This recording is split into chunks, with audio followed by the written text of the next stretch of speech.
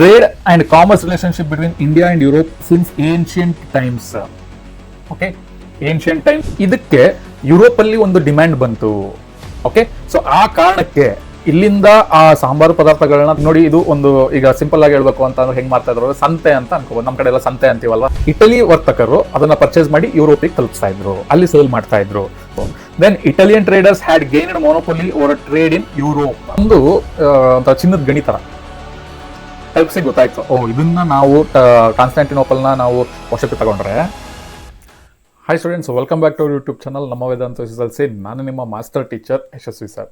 So ಇವತ್ತಿಂದ daily ಅಂದರೆ next year ಮಾರ್ಚಲ್ಲಿ ಯಾರ್ಯಾರು SSLC ಎಕ್ಸಾಮ್ ಬರೀತಾ ಇದ್ದಾರೆ ನಮ್ಮ ಕರ್ನಾಟಕ SSLC ಮಕ್ಕಳು, ಅವರಿಗೆ ಡೈಲಿ ಒನ್ ಶಾರ್ಟ್ ವಿಡಿಯೋಸ್ ಬರ್ತಾ ಹೋಗುತ್ತೆ ಎಲ್ಲ ಸಬ್ಜೆಕ್ಟಲ್ಲೂ. ನಾನು ಸೋಷಿಯಲ್ ಜೊತೆಗೆ ಮ್ಯಾಥ್ಸ್ ಹಾಫ್ ಚಾಪ್ಟರ್ಸ್ನ ಮಾಡ್ತಾ ಇದ್ದೀನಿ. ಸೊ ಇವತ್ತು ನಿಮಗೆಲ್ಲ ಗೊತ್ತಿದೆ, ಸೋಷಿಯಲಲ್ಲಿ ಫಸ್ಟ್ ಚಾಪ್ಟರ್ ಹಿಸ್ಟ್ರಿ ತಮ್ಮನೇಲಿ ನೋಡಿದಾಗಲೇ ಗೊತ್ತಾಗಿದೆ. ಸೊ ಆ ಚಾಪ್ಟರ್ದು ಒನ್ ಶಾರ್ಟ್ ವಿಡಿಯೋ ಆದಷ್ಟು ಬೇಗ ಸಿಂಪಲ್ ಆಗಿ ಒಂದು ಒಳ್ಳೆ PPT ರೆಡಿ ಮಾಡಿದ್ದೀನಿ. ಸೊ ಸಿಂಪಲ್ ಆಗಿ ವಿತ್ ಡಯಾಗ್ರಾಮ್ಸ್ ನಿಮಗೆ ಎಕ್ಸ್ಪ್ಲೇನ್ ಮಾಡ್ತಾ ಹೋಗ್ತೀನಿ. ಸೊ ನಿಮಗೆ ಎಷ್ಟು ಚೆನ್ನಾಗಿ ಅರ್ಥ ಮಾಡ್ಕೊಬೋದು, ಆಮೇಲೆ ಎಷ್ಟು ಈಸಿಯಾಗಿ ನಿಮಗೆ ತಲೆಯಲ್ಲಿ ನೆನ್ಪು ಉಳಿಬೇಕು, ಆ ಥರನೇ PPT ರೆಡಿ ಮಾಡಿದ್ದೀನಿ. ಓಕೆ, ಇದಾದ ಮೇಲೆ ಪ್ರತಿ ಚಾಪ್ಟರ್ದು ನೋಟ್ಸ್ ಕೂಡ ನಿಮಗೆ ಸಿಗುತ್ತೆ. ಸೊ ನಿಮಗೆ ಯಾರ್ಯಾರಿಗೆ ನೋಟ್ಸ್ ಬೇಕು ಅದು ಕಮೆಂಟಲ್ಲಿ, ವಿಡಿಯೋ ಡಿಸ್ಕ್ರಿಪ್ಷನಲ್ಲಿ ಕಮೆಂಟಲ್ಲಿ ನೀವು ಕಮೆಂಟ್ ಮೆನ್ಷನ್ ಮಾಡಿ, ಸೊ ದಟ್ ನಿಮಗೆ ನೋಟ್ಸ್ ಬೇಕು ಅಂತ.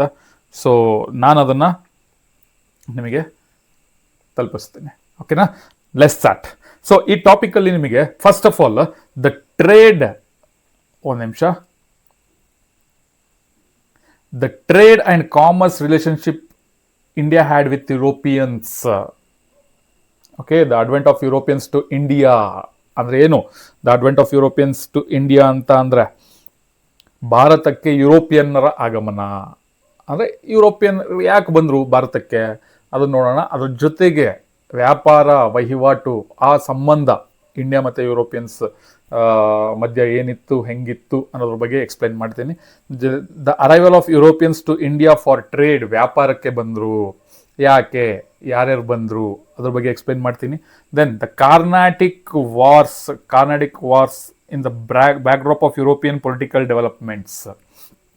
ಕಾರ್ನಾಟಿಕ್ ವಾರ್ ಯಾಕಾಯಿತು, ಯಾರ್ಯಾರಿದ್ರು ಕಾರ್ನಾಟಿಕ್ ವಾರಲ್ಲಿ, ಅದ್ರ ಬಗ್ಗೆ ಎಕ್ಸ್ಪ್ಲೇನ್ ಮಾಡ್ತೀನಿ. Then battle of Plassey, battle of Buxar and dual government system ಬಗ್ಗೆ. Then the British policy of aggression, ಇದ್ರ ಬಗ್ಗೆ ಎಕ್ಸ್ಪ್ಲೇನ್ ಮಾಡ್ತಾ ಹೋಗ್ತೀನಿ. Okay, let's start. ಮೊದಲಿಗೆ ನಿಮಗೆಲ್ಲ ಗೊತ್ತಿರೋ ಹಾಗೆ the trade and commerce relationship India had with Europeans.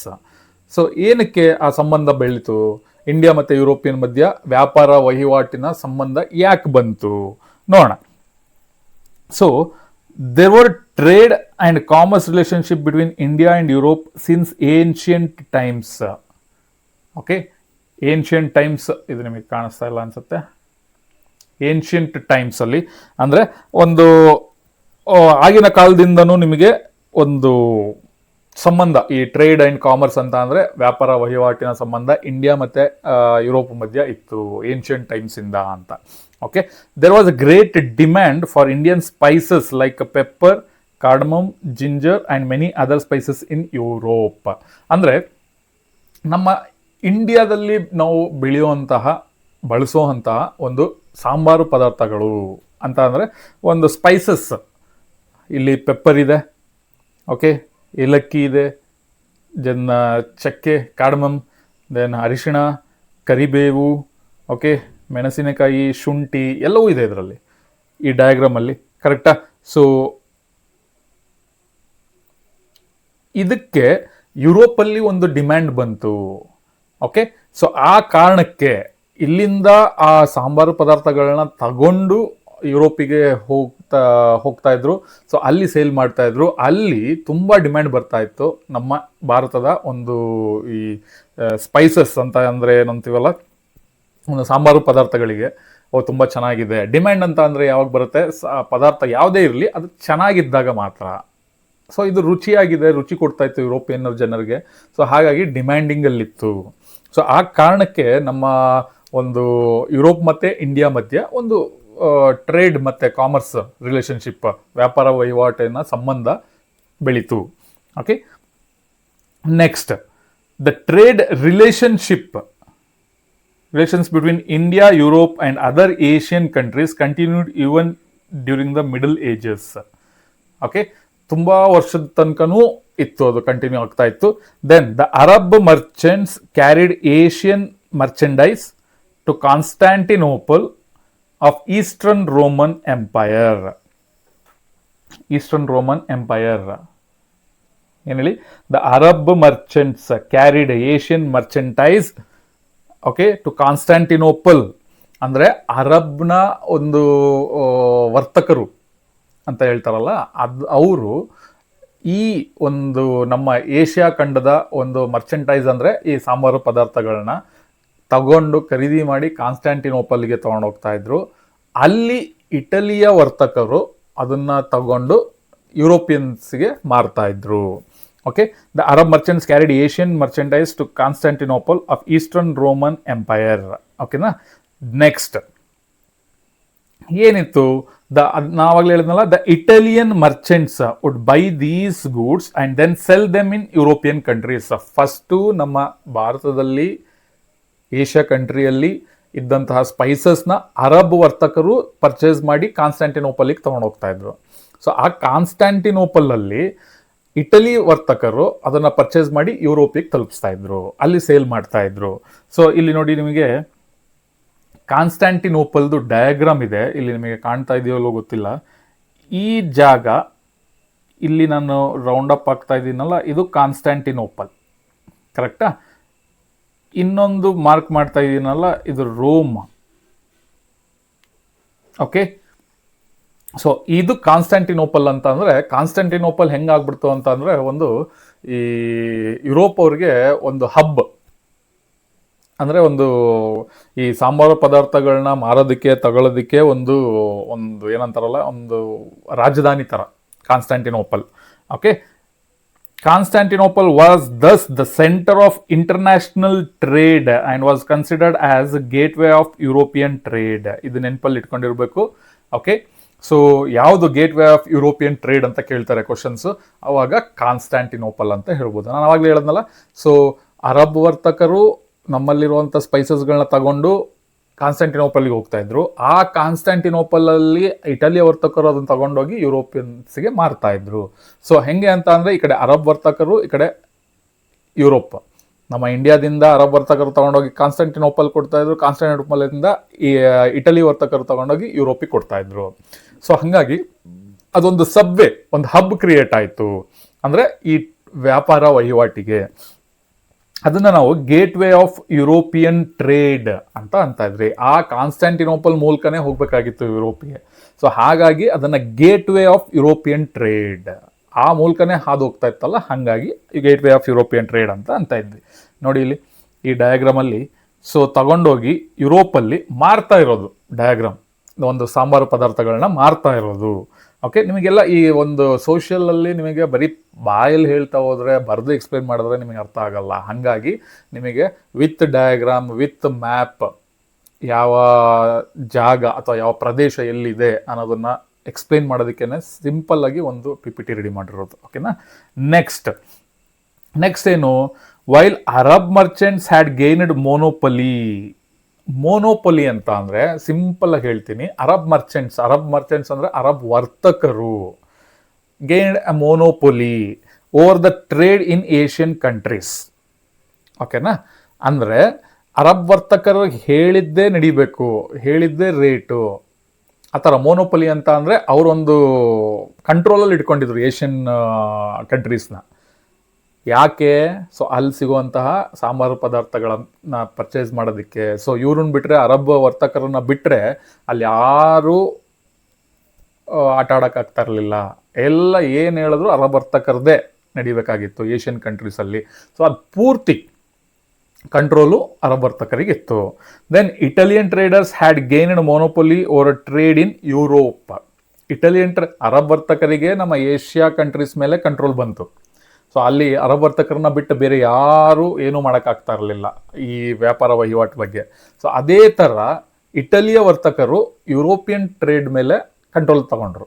ಅಲ್ಲಿ ಯಾರು ಈಗ ಏಷ್ಯಾ ಕಂಟ್ರಿಗೆ ಇಟಲಿ ವರ್ತಕರು ಬರೋಕ್ಕಾಗ್ತಾ ಇರಲಿಲ್ಲ. ಸೊ ಹಂಗೆ ಯುರೋಪಿಗೆ ಅರಬ್ ವರ್ತಕರು ಹೋಗಕ್ಕಾಗ್ತಾ ಇರಲಿಲ್ಲ.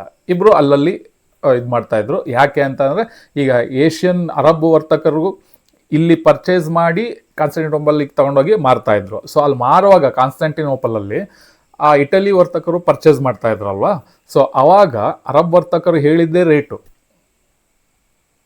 ಅದನ್ನು ಕೊಟ್ಟು ಇಟಲಿಯವರು ಪರ್ಚೇಸ್ ಮಾಡ್ತಾ ಇದ್ರು. ಆ ಇಟಲಿ ವರ್ತಕರು ಕಾನ್ಸ್ಟಾಂಟಿನೋಪಲ್ ತಗೊಂಡು ಯುರೋಪಲ್ಲಿ ಹೋಗಿ ಮಾರ್ತಾ ಇದ್ರು. ಸೊ ಅಲ್ಲಿ ಬೇರೆ ಯಾರಿಗೂ ಅವಕಾಶ ಇರ್ತಾ ಇರಲಿಲ್ಲ.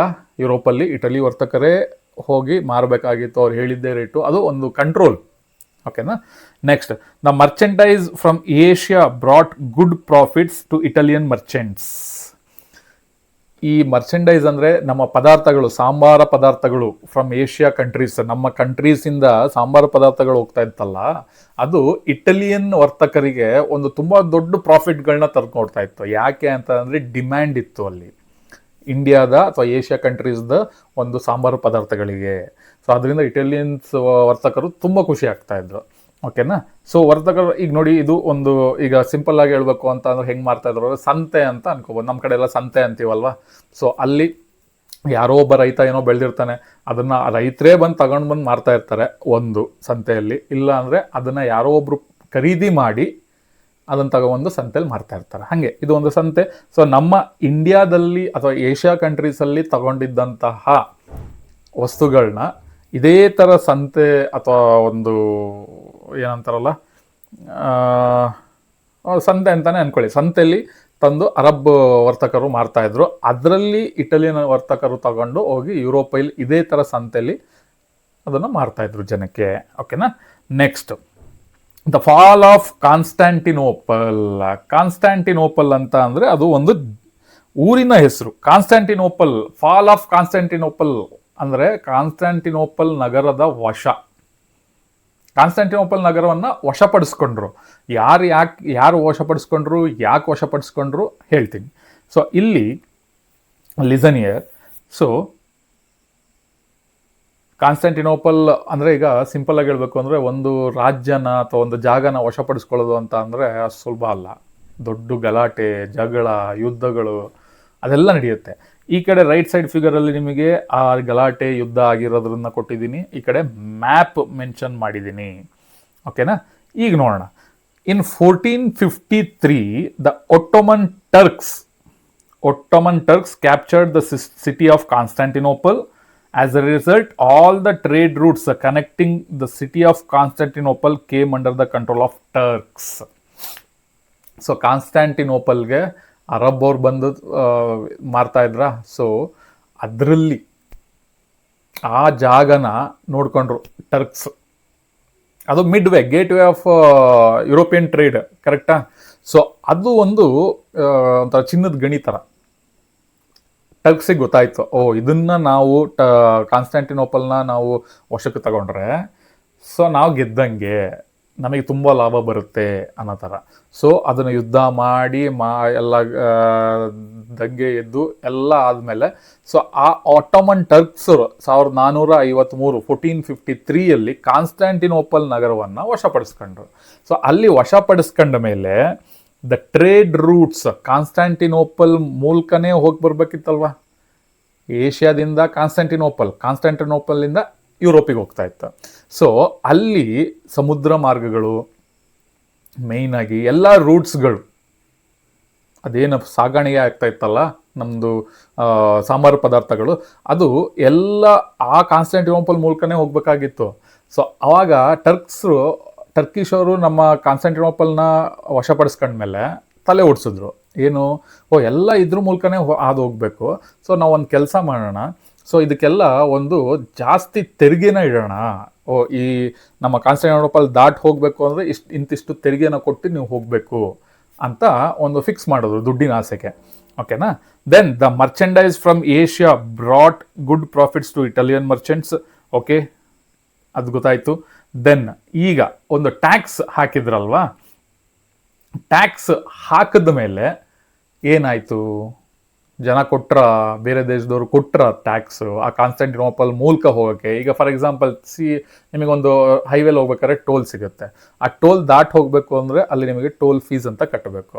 ಅದನ್ನು ಟ್ಯಾಕ್ಸ್ ಅಂತ ಅಂದ್ಕೊಳ್ಳಿ. ಆ ಟೋಲ್ನ ನೀವು ಕಾನ್ಸ್ಟಾಂಟಿನೋಪಲ್ ಅಂತ ಅಂದ್ಕೊಳ್ಳಿ.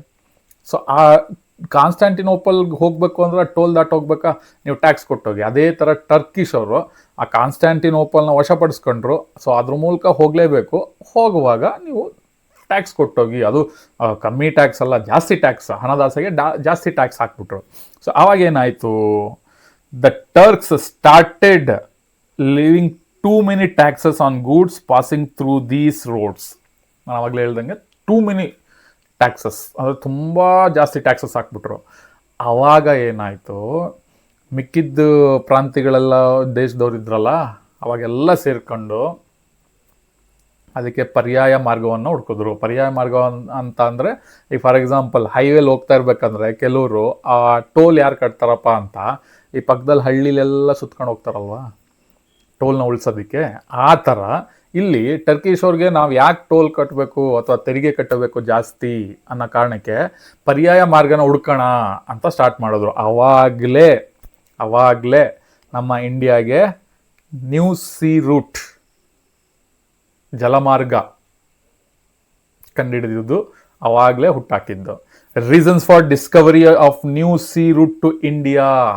ರೀಸನ್ಸ್, ಇದೇ ರೀಸನ್ನು. ಟರ್ಕಿಶ್ ಅವರು ಕ್ವಶನ್ ಕೇಳ್ತಾರೆ ನಿಮಗೆ. ಕಾನ್ಸ್ಟಾಂಟಿನೋಪಲ್ ನಗರವನ್ನು ಟರ್ಕಿಶ್ ಅವರು ವಶಪಡಿಸ್ಕೊಂಡ ಮೇಲೆ ಜಾಸ್ತಿ ಟ್ಯಾಕ್ಸಸ್ನ ಹಾಕ್ತಾಯಿದ್ರು. ಸೊ ಆಗ ಆ ದಾರಿನೇ ಬೇಡ, ಬೇರೆ ದಾರಿನ ಹುಡ್ಕೋಣ ಅಂತ ಹೊರಟಾಗ ನಮಗೆ ಹೊಸ ಜಲಮಾರ್ಗವನ್ನು ಭಾರತಕ್ಕೆ ಕಂಡುಹಿಡಿಯೋಕ್ಕೆ ಸಾಧ್ಯ ಆಯಿತು. ಅದೇ ರೀಸನ್. ನಿಮಗೆ ಕ್ವಶನಲ್ಲಿ ಕೇಳ್ತಾರೆ ಏನು ಹೊಸ ಜಲಮಾರ್ಗನ ಕಂಡುಹಿಡಿಯೋದಕ್ಕೆ ಏನು ರೀಸನ್ ಅಂತ.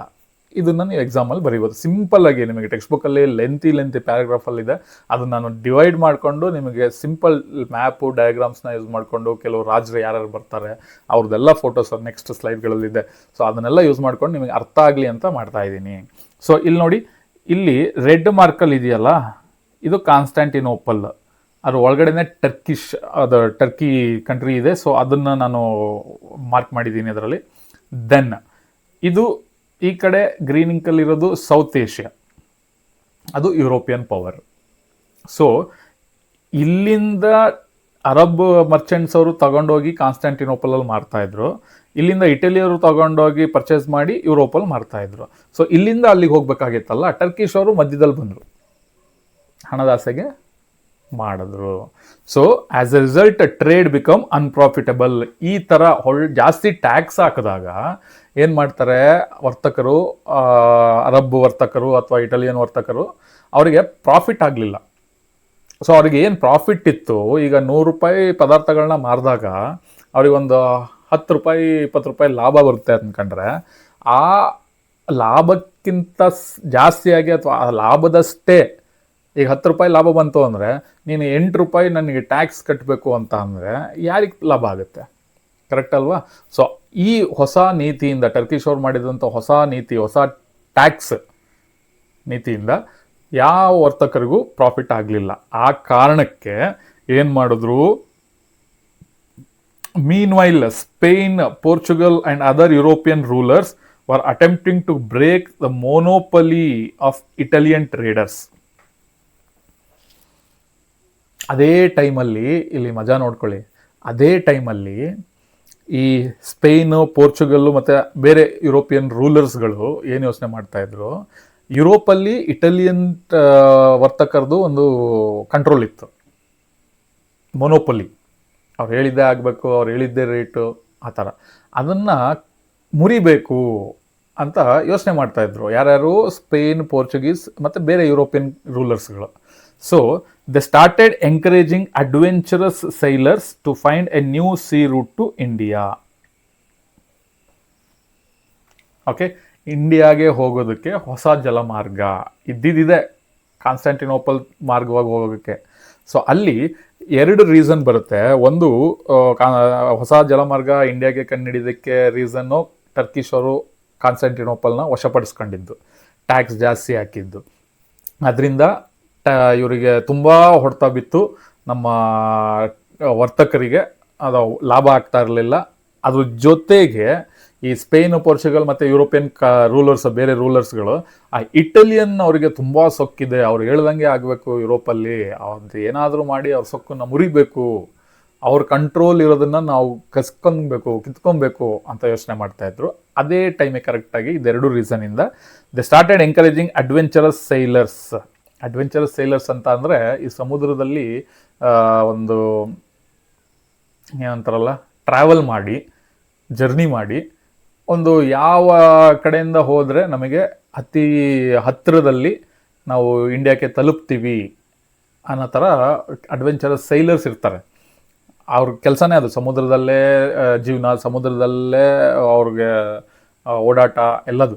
ಸೊ ಅಂಥವ್ರನ್ನ ಹುಡ್ಕೋದಕ್ಕೆ ಸ್ಟಾರ್ಟ್ ಮಾಡಿದ್ರು. ಸೊ ಹುಡುಕೋದಾಗ the invention of compass, astrolabe and gunpowder provided further impetus to this venture.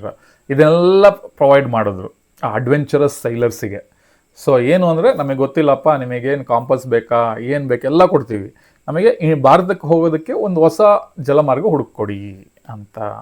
So ಅವಾಗ ನಮ್ಮ ಭಾರತಕ್ಕೆ ಹೊಸ ಜಲಮಾರ್ಗ ಬರುತ್ತೆ, the new sea route to India. ಇಲ್ಲಿದೆ ನೋಡಿ, ಇಲ್ಲಿ ಬ್ಲೂ ಕಲರ್ ಮಾರ್ಕ್ ಮಾಡಿ ಇದೆಯಲ್ಲ, ರೆಡ್ ಕಲರ್ ಮಾರ್ಕ್ ಮಾಡ್ತಾ ಇದ್ದೀನಲ್ಲ ಈಗ, ಅಲ್ಲಿಂದ ಬಂದು ಇಲ್ಲಿ ಗೋವಾಗೆ ರೀಚ್ ಆಗ್ತಾರೆ. ಸೊ ಇದು ಹೊಸ ಸೀ ರೂಟ್, ಹೊಸ ಜಲಮಾರ್ಗ ನಮ್ಮ ಇಂಡಿಯಾಕ್ಕೆ. ಅದನ್ನು ಕಣ್ಣಿಡ್ದವ್ರು ಯಾರು? Vasco da gamma. ಓಕೆ, ಅದ್ರ ಬಗ್ಗೆ ಹೇಳೋಣ. Vasco da gamma, A Portuguese seller, left Lisbon and reached Kapad near Calicut on the west coast of India in 1498. Thus, he was successful in discovering a new sea route to India. Vasco da Gama ಹೊಸ ಜಲಮಾರ್ಗನ ಕಂಡುಹಿಡಿದಿದ್ದು ಅಂತ ಗೊತ್ತು ಎಲ್ಲರಿಗೂ. ಓಕೆನಾ? ಅವನು ಯಾರು? Portuguese sailor, ಪೋರ್ಚುಗೀಸ್ನ ನಾವಿಕ. ಸೊ ಯಾವಾಗ ಇವರು ನಿಮಗೆ ಸ್ಪೇನು, ಪೋರ್ಚುಗಲ್, ಯುರೋಪಿಯನ್ ರೂಲರ್ಸ್ಗಳು ಒಂದಷ್ಟು ಹೊಸ ಜಲಮಾರ್ಗನ ಹುಡುಕ್ಬೇಕು ಅಂತ ಅಡ್ವೆಂಚರಸ್ ಸೈಲರ್ಸ್, ನಾವಿಕರಿಗೆ ಹುಡುಕ್ತಾ ಇದ್ರು, ಅವರಿಗೆಲ್ಲ ಈ ಗನ್ ಪೌಡರು ಮತ್ತು ಕಾಂಪಸ್ಸು ಇದೆಲ್ಲ ಸಪ್ಲೈ ಮಾಡಿ ನಮಗೆ ಕೊಡಿ ಅಂತ ಅಂದರು, ಒಂದು ಜಲಮಾರ್ಗನ ಹುಡುಕಿ ಕೊಡಿ ಅಂದರು. ಆವಾಗ ಆ ಸೈಲರ್ಸ್ಗಳಲ್ಲಿ ಅಥವಾ ಆ ನಾವಿಕರಲ್ಲಿ ವಾಸ್ಕೋ ಡಿ ಗಾಮಾ ಒಬ್ಬ. ಆ ವಾಸ್ಕೋ ಡಿ ಗಾಮಾ ಪೋರ್ಚುಗೀಸ್ ಅವನು. ಸೊ 1498ರಲ್ಲಿ ಅವನು ಸ್ಟಾರ್ಟ್ ಅಂದರೆ ತಲುಪ್ದ, ಹೊಸ ಸೀ ರೂಟ್ ಹುಡುಕೊಂಡು ಭಾರತಕ್ಕೆ ತಲುಪ್ದ. A Portuguese sailor left Lisbon and reached Kappad near Calicut on the west coast of India in 1498. Thus, he was successful in discovering a new sea route to India. ಕರೆಕ್ಟಾ? Next ಇಲ್ಲಿ ನೋಡಿ, this route continue to be a route of trade between India and Europe for many years. ಈ ಏನು Vasco da Gama ಕಂಡುಹಿಡಿದಿದ್ದಂತಹ ಒಂದು ಜಲಮಾರ್ಗ ಇತ್ತಲ್ಲ, new sea route to India, so ಅದು ತುಂಬ ವರ್ಷಗಳ ತನಕ ನಮ್ಮ ಮತ್ತು ಯುರೋಪ್ ಮತ್ತು ಇಂಡಿಯಾ ಮಧ್ಯೆ ಹೊಸ ವ್ಯಾಪಾರ ವಹಿವಾಟು ಮಾಡೋದಕ್ಕೆ ಒಂದು ಜಲಮಾರ್ಗವಾಗಿ ಇತ್ತು, ತುಂಬ ವರ್ಷಗಳ ತನಕ ಇತ್ತು.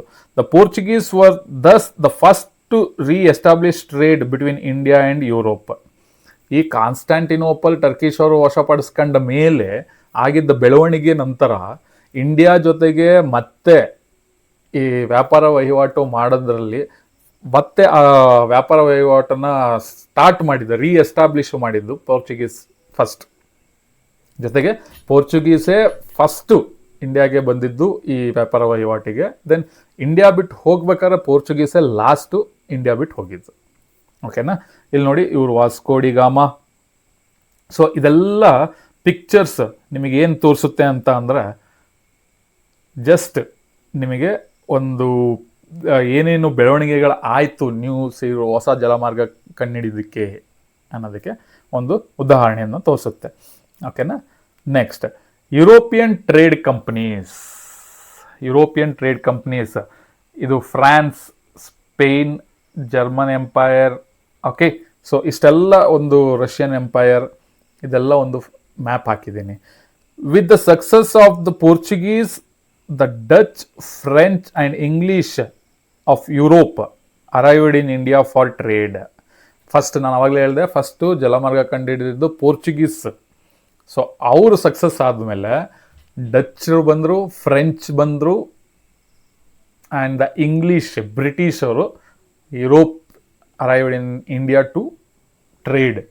ಆ ಪೋರ್ಚುಗೀಸ್ ಬಂದಮೇಲೆ ಅವ್ರದ್ದು ಪೋರ್ಚುಗೀಸ್ ಸಕ್ಸಸ್ ಆದ್ರೆ ನಾವು ಹೋಗೋಣ ಅಂತ ಬಂದರು. Then this development not only changed the history of colonized India but also changed history of European countries.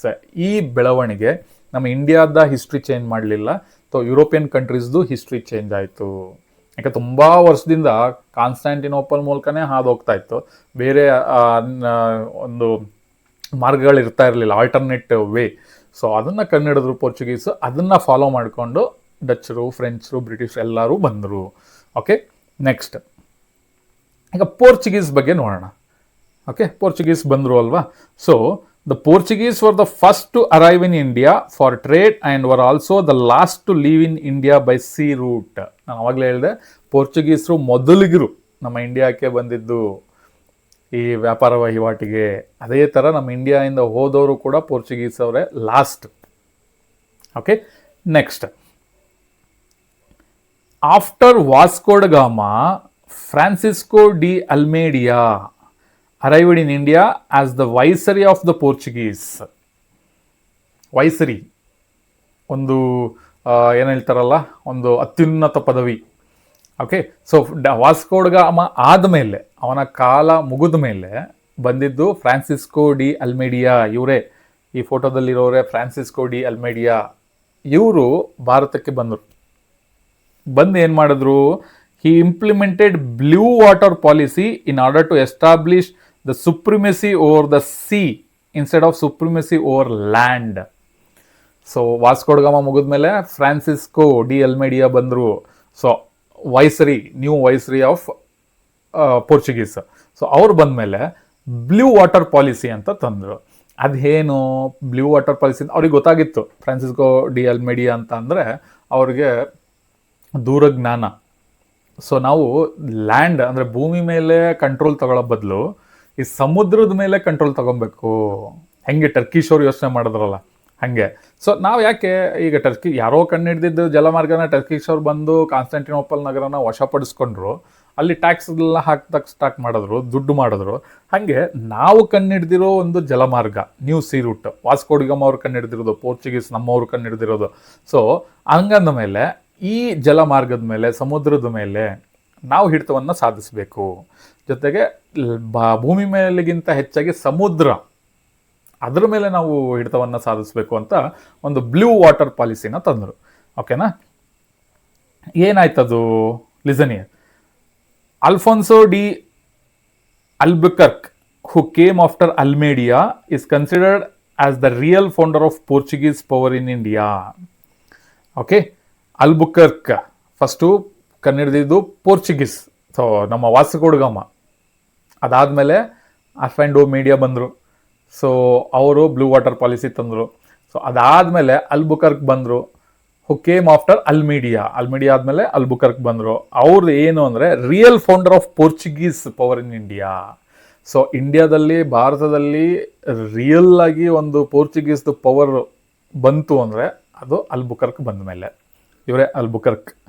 Okay, so he waged a battle against the Sultan of Bijapur in 1510 and won Goa. So battle ಅಂತಂದರೆ, ವೇಜ್ಡ್ battle ಅಂತ ಅಂದರೆ ಯುದ್ಧ ಸಾರಿದ್ರು. ಯಾರ ಮೇಲೆ? Sultan of Bijapur. ಯಾವಾಗ? 1510, 1510ನಲ್ಲಿ, 1510ನಲ್ಲಿ ಯುದ್ಧ ಮಾಡಿ ಏನು ಮಾಡಿದ್ರು? ಗೋವಾನ ವಶಪಡಿಸ್ಕೊಂಡ್ರು. ಅಂದರೆ ಗೋವಾನ ಗೆದ್ರು ಯುದ್ಧ ಮಾಡಿ. So Goa became administrative centre of the Portuguese administration in India.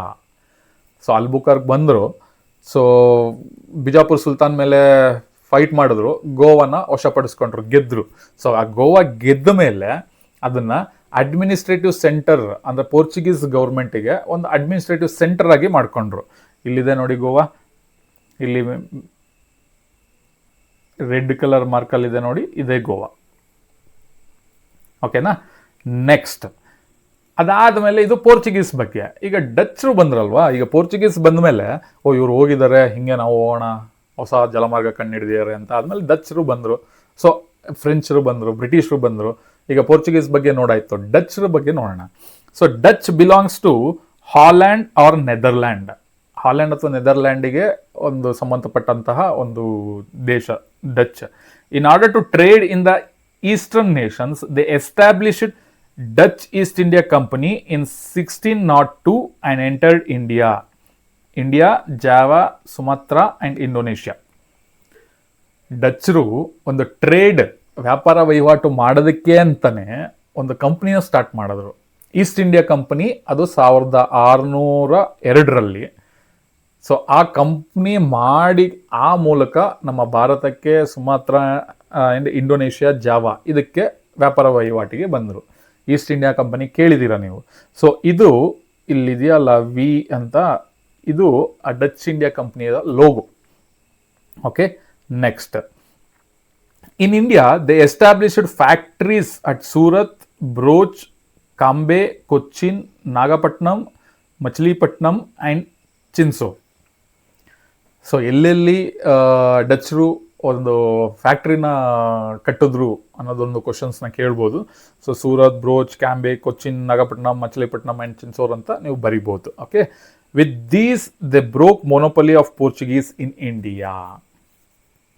ಅಂದರೆ ಪೋರ್ಚುಗೀಸರು ಸ್ಟಾರ್ಟಿಂಗ್ ಬಂದರು. ಸೊ ಆ ಬಂದಾಗ ಭಾರತದಲ್ಲಿ ಅವರ ಹಿಡಿತವನ್ನು ಸಾಧಿಸಿದ್ರು. ಓಕೆನಾ.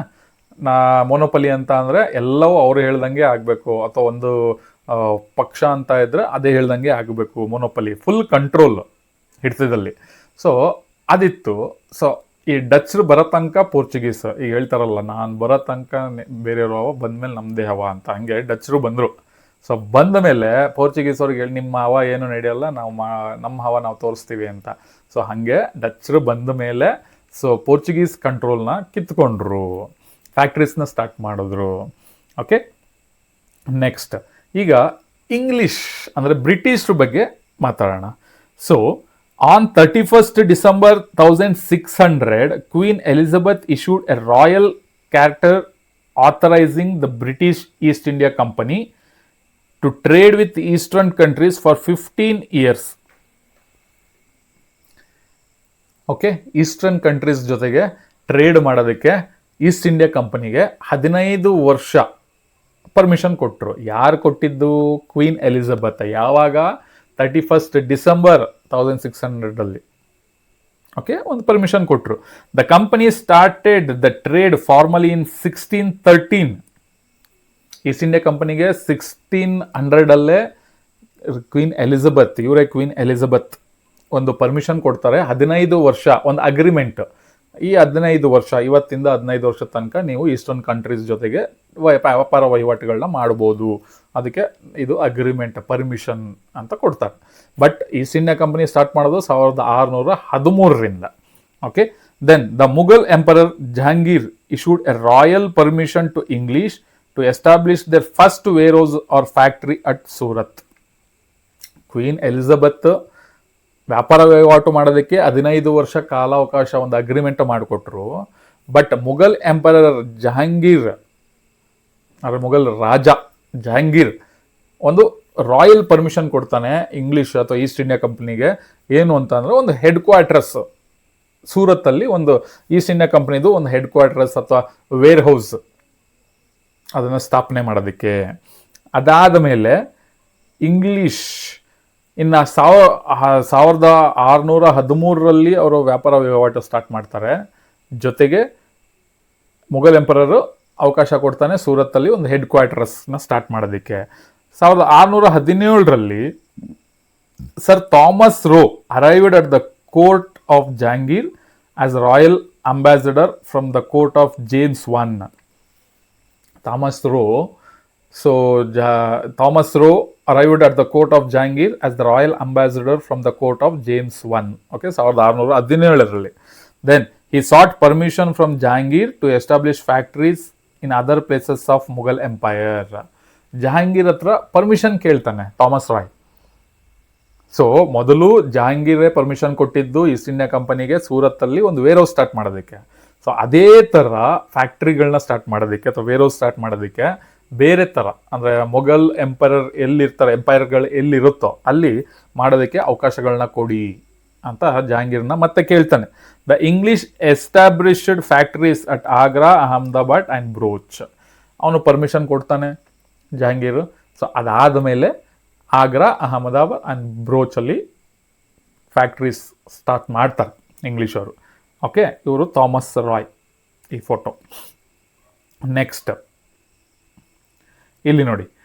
So 1639 the English took Madras from the king of Chandragiri and established a strong fort named Saint George Fort. Okay, 1639 English took Madras from the king of Chandragiri ರಾಜನಿಂದ ಓಕೆ ಮಡ್ರಾಸ್ನ ತಗೊಂತಾರೆ, ವಶಪಡಿಸ್ಕೊಂಡು ಅಲ್ಲಿ ಒಂದು ಫೋರ್ಟ್ ಕಟ್ತಾರೆ. ಅದು ಸೆಂಟ್ ಜಾರ್ಜ್ ಫೋರ್ಟ್ ಅಂತ ಒಂದು ಹೆಸರು. ಓಕೆನಾ. Later Charles two the prince of ಇಂಗ್ಲೆಂಡ್ನ ರಾಜ gave Bombay on on annual rent of 10 pounds to East India Company in 1668. ಅದಾದ ಮೇಲೆ ಚಾರ್ಲ್ಸ್ ಟು, ಯಾರದು ಇಂಗ್ಲೆಂಡ್ನ ರಾಜ, ಬಾಂಬೆನ ಆ್ಯನ್ಯುವಲ್ ರೆಂಟಾಗಿ ಈಸ್ಟ್ ಇಂಡಿಯಾ ಕಂಪ್ನಿ ಕೊಡ್ತಾನೆ. 10 pounds ಆ್ಯನ್ಯುವಲ್ಗೆ 10 pounds ರೆಂಟ್. ಸೊ ಅದನ್ನು ಬಾಂಬೆನ ಈಸ್ಟ್ ಇಂಡಿಯಾ ಕಂಪ್ನಿ ಕೊಡ್ತಾನೆ 1668. ನಿಮಗೆ ಕ್ವಶನ್ ಕೇಳ್ಬೋದು, ಚಾರ್ಲ್ಸ್ ಟು ಯಾರಿಗೆ ಬಾಂಬೆನ ಒಂದು ರೆಂಟಿಗೆ ಕೊಟ್ಟರು ಅಂತ MCQs ಅಲ್ಲಿ ಕೇಳ್ಬೋದು. ಅಥವಾ ಚಾರ್ಲ್ಸ್ ಟು